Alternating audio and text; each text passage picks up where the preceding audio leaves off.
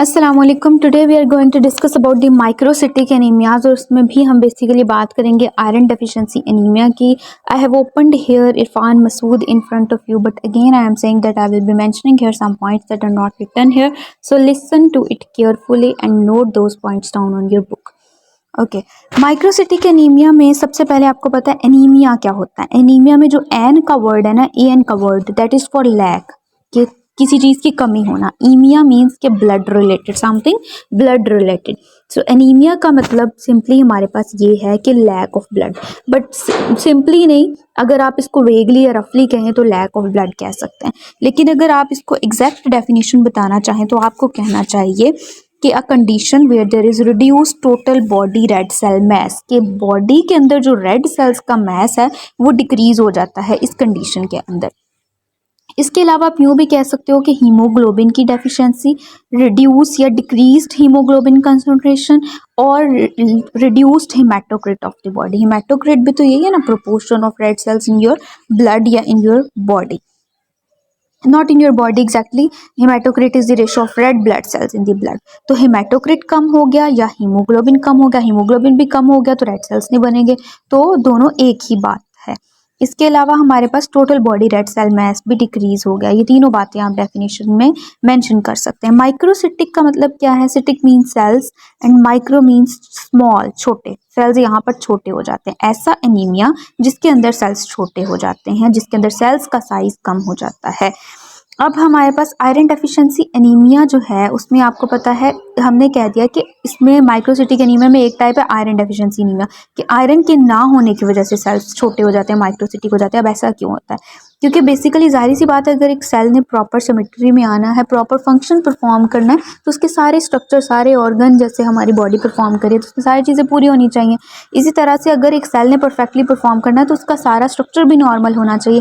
अब आपको पता है हीम जो है वो एक बड़ा इंपॉर्टेंट कॉन्स्टिट्यूएंट है आपके रेड ब्लड सेल का। फॉर एग्जाम्पल ये रेड ब्लड सेल है, इसके अंदर जो हीम है ना, ये बड़ा इंपॉर्टेंट कॉन्स्टिट्यूएंट है। हीम या हीमोग्लोबिन जिसको आप कहते हो।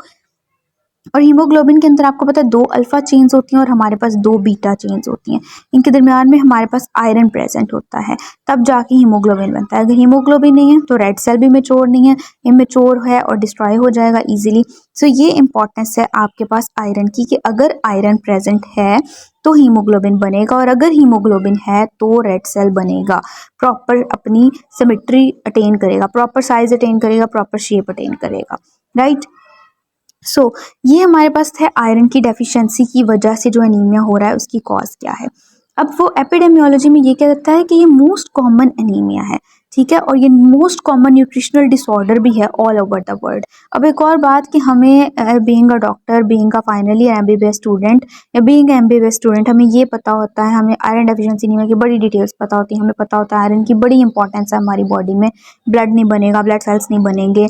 लेकिन हमें ये नहीं पता होता, अगर सिंपली कोई हमसे पूछ ले ना, इतना इतना पूछ ले कि आयरन का सोर्स क्या है, आयरन कौन कौन सी डाइट्स में प्रेजेंट होता है, तो फिर हम बिल्कुल ब्लैंक हो जाते हैं, ठीक है, या थोड़ा सा रैंडम सारा सा जवाब दे देते हैं कि हाँ इन फूड्स में होता है, ठीक है, लेकिन एग्जैक्ट आंसर हमारे पास नहीं होता। और यही काम वाइवा के अंदर भी होता है, इसलिए आपको पता होना चाहिए कि इसके सोर्सेज क्या हैं। आपको पता है कि जो आयरन है ना वो 2 फॉर्म्स में होता है, एक हीम आयरन होता है और दूसरा हमारे पास नॉन हीम आयरन होता है, ठीक है। हीम आयरन जो होता है वो बेसिकली जो एनिमल बेस्ड फूड्स है ना, जैसे मीट है, पोल्ट्री है, सी फूड है, इनके अंदर हीम प्रेजेंट होता है, मतलब जो हीम आयरन है आपके पास। लेकिन जो नॉन हीम है वो प्लांट बेस्ड फूड्स के अंदर प्रेजेंट होता है, जिसमें आपके पास कौन कौन से सोर्सेज आ जाते हैं, लीफी ग्रीन वेजिटेबल्स आप कह सकते हैं, या अदर प्लांट बेस्ड फूड्स या फ्रूट्स के अंदर प्रेजेंट होता है नॉन हीम आयरन। तो ये आपके पास एटलीस्ट इतना तो कम से कम आंसर आपको आना चाहिए ना। जो हीम आयरन है वो प्रेजेंट होता है रिड्यूस्ड फॉर्म में, जबकि नॉन हीम आयरन जो है वो ऑक्सीडाइज्ड फॉर्म में प्रेजेंट होता है। नॉन हीम में स्टार्ट में वर्ड आता है ना नॉन, नॉन में NO वर्ड आता है, तो NO3 से आप इसको याद रख लें कि नॉन हीम आयरन जो है उसके अंदर हमारे पास क्या होता है, O से non haem iron is in oxidised form. 3 means कि Fe पॉजिटिव 3 से इंडिकेट किया जाता है इसको। क्या मैंने बोला, इसको आई एम रिपीटिंग हियर, कि नॉन हीम के स्टार्ट में NO वर्ड आता है, वहां से याद रखें कि non haem iron, N for non haem, O for oxidised form, 3 for Fe positive 3। और उससे ऑपोजिट आपने खुद ही कर लेना है कि जो फिर हमारे पास हीम आयरन होगा वो रिड्यूस्ड फॉर्म में होता है, Fe+2 फॉर्म में होता है। ठीक है, एक और चीज़ कि हमें ये तो पता होता है कि आयरन की डेफिशिएंसी होगी तो रेड सेल्स नहीं बनेंगे, आयरन डेफिशिएंसी एनीमिया हो जाएगा, लेकिन इसके अलावा हमें आयरन की इंपॉर्टेंस कहाँ पर है ये नहीं पता होता।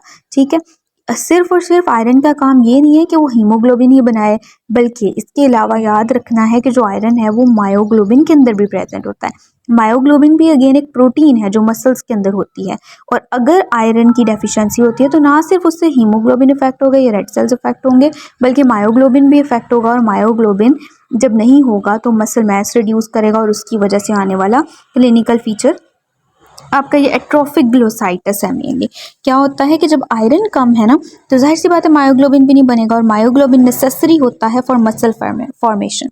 इसी तरह आपकी टंग के अंदर जो मसल्स होते हैं उसमें भी जाहिर सी बात है मसल है तो उसमें मायोग्लोबिन होगा, आयरन नहीं है, मायोग्लोबिन नहीं है, मसल मैस सही से नहीं बनेगा।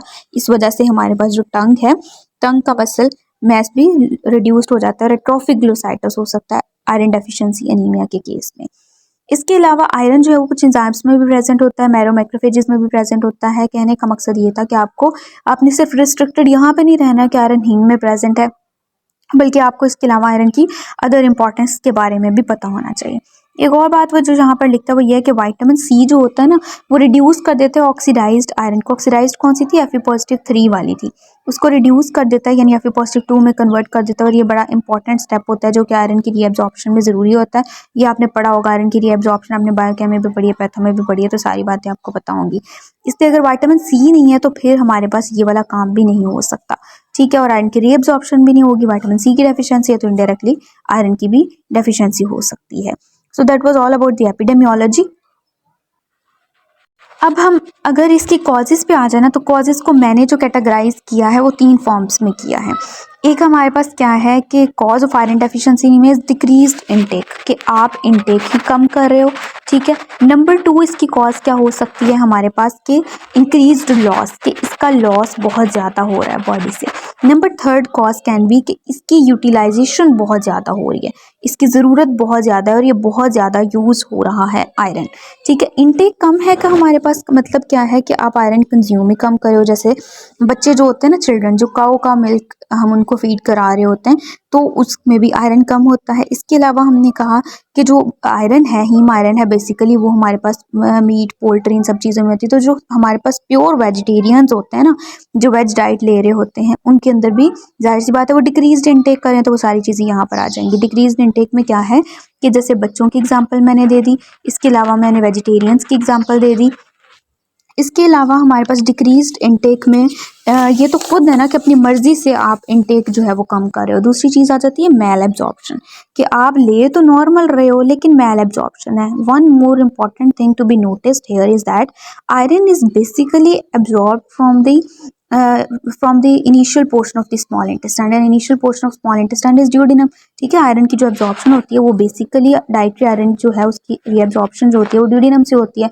और ड्यूडेनम जो है, अगर ड्यूडेनम के साथ कोई मसला चल रहा है, कोई ऐसा इशू है पर्सन को, या कोई ऐसी सर्जरी हुई है जिसमें उसकी स्मॉल इंटेस्टाइन रिमूव कर दी गई है, या फिर सीलिएक डिजीज़ एक मैल एब्जॉर्प्शन डिसऑर्डर या क्रोन्स डिजीज़ ऐसा डिसऑर्डर है जिसमें ड्यूडेनम की इन्फ्लेमेशन हो रही होती है। बेसिकली सीलिएक डिजीज़ मैंने मेंशन की, क्रोन्स डिजीज़ मेंशन की। इन्फ्लेमेशन ऑफ ड्यूडेनम हो रही है तो ड्यूडेनम सही काम नहीं करेगी, आयरन एब्जॉर्ब नहीं होगी, जिसकी वजह से हमारे पास अगेन आयरन की डेफिशिएंसी हो जाएगी बॉडी के अंदर। नंबर 3 रिड्यूस्ड इनटेक में वही है जो मैंने बता दिया, जीआईटी सर्जरी की, कोई ऐसी सर्जरी हो जिसमें इंटेस्टाइन का कुछ खास हिस्सा रिमूव कर दिया गया, जिसकी वजह से हमारे पास क्या होगा, अगेन आयरन की डेफिशिएंसी हो जाएगी बॉडी में। देन कम्स द लॉस, कि बॉडी में आपका जो आयरन है वो लॉस ज़्यादा हो रहा है। ठीक है, जैसे इसमें हम कह सकते हैं कि जो रिप्रोडक्टिव एज ग्रुप की वुमेन होती है ना, ठीक है, उनके अंदर menstruation is the most common cause in the women of reproductive age group for causing iron deficiency anaemia. Menstruation है, ठीक है, या मेनोरेजिया है, किसी फीमेल को मेनोरेजिया मीन्स एक्सेसिव उसको ब्लीडिंग हो रही है, मेंस्ट्रुएशन या फिर मेनोरेजिया, इसमें एक्सेसिव लॉस हो रहा होता है, ब्लीडिंग हो रही है, ब्लड लॉस हो रहा है, आयरन का लॉस हो रहा है, so it can cause iron deficiency. और नंबर 2 इज जीआईटी ब्लीडिंग, कि जीआईटी में ब्लीडिंग हो रही है, कोई पेप्टिक अल्सर डिजीज़ हो सकती है, कोई एक्यूट डिसऑर्डर हो सकता है, क्रोनिक डिसऑर्डर हो सकता है। खास तौर पर जो ओल्डर पेशेंट्स होते हैं ना, उसमें most common cause of iron deficiency anaemia GIT blood loss ही होता है। इसके अलावा एक्यूट ब्लड लॉस भी हो सकता है कि कोई ट्रॉमा हो गया, कोई इंजरी होगी, उसकी वजह से बहुत ज़्यादा ब्लड लॉस कर गया। इसके अलावा हमारे पास क्रोनिक नोज ब्लीड्स भी आ सकते हैं। ये क्रोनिक बहुत ही रेयरली ऐसा होता है कि कोई हीमाचूरिया का पेशेंट है ना, उसके अंदर भी इतना ब्लड लॉस हो जाए कि उसको भी आयरन डेफिशिएंसी एनीमिया हो जाए। तो ये हमारे पास इंक्रीज लॉसेस थे। या एक डिसऑर्डर होता है इंक्रीज हिमोलिसिस, इंट्रावास्कुलर हिमोलिसिस बहुत ज़्यादा हो रही है, सेल्स बहुत ज़्यादा टूट रहे हैं। आप खुद सोचें कि जब सेल्स बहुत ज़्यादा टूट रहे होंगे, हिमोलिसिस हो रही होगी, तो पीछे से ज़्यादा बन भी रहे होंगे। जब ज़्यादा बन रहे होंगे तो उस टाइम पे ज़्यादा आयरन की कंजप्शन हो रही होगी बॉडी से, और इतनी आयरन बॉडी इंटेक नहीं करी होगी जितनी जल्दी जल्दी कंज्यूम होती जाएगी। So in the case of intravascular haemolysis जैसे कि टीटीपी और डीआईसी, इन सब केसेस में भी हमारे पास आयरन डेफिशिएंसी एनीमिया हो सकता है। रिमेनिंग जो हमारे पास एक कॉज बच गई, दैट इज इंक्रीज्ड यूटिलाइजेशन। कौन सी कॉज बच गई? यूटिलाइजेशन ज़्यादा हो रही है। अब यूटिलाइजेशन कौन सी केसेस में ज़्यादा हो सकती है? जैसे प्रेगनेंसी है, उसके अंदर भी तो फीटस जो है वो मदर के ऊपर ही रिलाई कर रहा होता फॉर ईच एंड एवरीथिंग, तो आयरन के लिए भी ऑब्वियसली रिलाई कर रहा होगा। या फिर नंबर वन क्या हो गया इंक्रीज यूटिलाइजेशन में? प्रेगनेंसी होगी। नंबर टू हमारे पास क्या हो गया कि ग्रोथ, जैसे चिल्ड्रन हैं, बच्चे हैं, ग्रोथ एंड डेवलपमेंट उनकी हो रही है, प्यूबर्टी के टाइम पर ज़्यादा जल्दी जल्दी ग्रोथ हो रही होती है। तो इन सारी केसेस में जो है वो आयरन डेफिशिएंसी हो सकती है। सो यहाँ पर हमने ये देखें, यहाँ पर भी ये बात मेंशन की है जो कि मैंने वहाँ पर मेंशन की, शायद आपने नोटिस ना की हो, कि जीआईटी ब्लीडिंग जो है most common cause in older patients for causing iron deficiency anaemia, जिसमें कोलोरेक्टल कैंसर हो सकता है, जिसमें हमारे पास जो है वो कोई पेप्टिक अल्सर डिजीज़ वगैरह भी हो सकती है, मेनली कार्सिनोमा ही होता है, गैस्ट्रिक कार्सिनोमा हो सकता है। ठीक है, इसके अलावा ये एक और चीज़ है जो कि हुक्वाम और शिस्टोसोमियासिस, ठीक है, ये भी जीआईटी ब्लड लॉस की मोस्ट कॉमन कॉज होते हैं। तो GIT blood loss is the most common cause of iron deficiency anaemia in men and post menopausal women. लेकिन जो कैंसर है, कोलोरेक्टल कैंसर, इन दोनों में डिफरेंस आपने देखना है। Colorectal cancer is the most common cause of iron deficiency in patients who are lesser than 50 years, and GIT blood loss is the most common cause of iron deficiency anemia in men and post-menopausal women. And in pre-menopausal women or women of reproductive age, iron deficiency anemia's most common causes pregnancy, or you can say not pregnancy exactly, menstruation we can say. Menstruation most common cause होती है। तो I hope so ये सारे points clear होंगे। उसके बाद हम चलते हैं इसके क्लिनिकल फीचर्स के ऊपर। सबसे पहली चीज़ जो यहाँ पर है वो है स्पून शेप नेल्स, जिसको काइलोनिकिया भी कहते हैं। ये सब आपको पता होगा। जैसे ये देखिए, स्पून की आगे से शेप यूँ होती है ना, तो ये भी हमारे पास काइलोनिकिया है। इसके अलावा नेक्स्ट हमारे पास आ जाता है एंगुलर किलोसिस। एंगुलर किलोसिस है ये वाली हमारे पास, ठीक है। एंगुलर किलोसिस जो होती है ना, बेसिकली इसकी रीज़न क्या होती है एंगुलर किलोसिस के होने की? जब कुछ टाइप्स आयरन डेफिशिएंसी एनीमिया की कुछ केसेस ऐसे हैं, या कुछ सिचुएशंस आप ऐसी कह सकते हैं। मैंने डिफरेंट कॉजेज आपको बताए आयरन डेफिशिएंसी एनीमिया के, उनमें से कुछ कॉजेज ऐसी हैं जिसमें आयरन डेफिशिएंसी एनीमिया के केस में ट्रांसफेरिन के लेवल्स लो हो जाते हैं। कुछ ऐसी कंडीशंस हैं जिसमें इंक्रीज हो जाते हैं ट्रांसफेरिन के लेवल्स। तो डिपेंडिंग अपॉन ऐसी causes of iron deficiency anaemia जिसमें ट्रांसफेरिन के लेवल्स लो हो जाते हैं, उस केस में ये एंगुलर किलोसिस होता है। क्यों होता है? क्योंकि ट्रांसपेरेंट जो होता है ना, बेसिकली वो एक फंगी स्टैटिक होता है, फंगल ग्रोथ को रोक रहा होता है। लेकिन क्योंकि आयरन डेफिशिएंसी एनीमिया की सम कॉजेज जैसे कि मैल न्यूट्रिशन, लीवर डिजीज, उन केसेस में ट्रांसपेरेंट के लेवल्स लो हो जाते हैं, तो इस वजह से हमारे पास ये फंगल इन्फेक्शन हो जाता है, जिसको हम एंगुलर किलोसिस कहते हैं। इतना डेंजरस नहीं होता, लेकिन ये पेनफुल बहुत ज़्यादा होता है।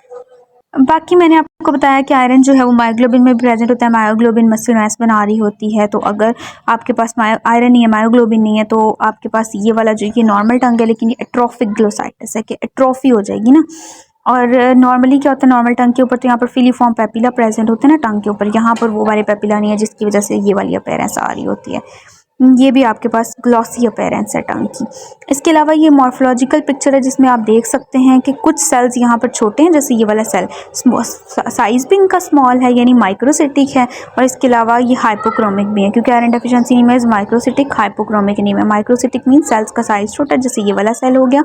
हाइपोक्रोमिक मीन्स कि उनके अंदर जो हीमोग्लोबिन की कंसेंट्रेशन है वो कम है, जैसे यहाँ पर ये सेंट्रल आपको पैलर नजर आ रही है इन सेल्स के अंदर, ठीक है।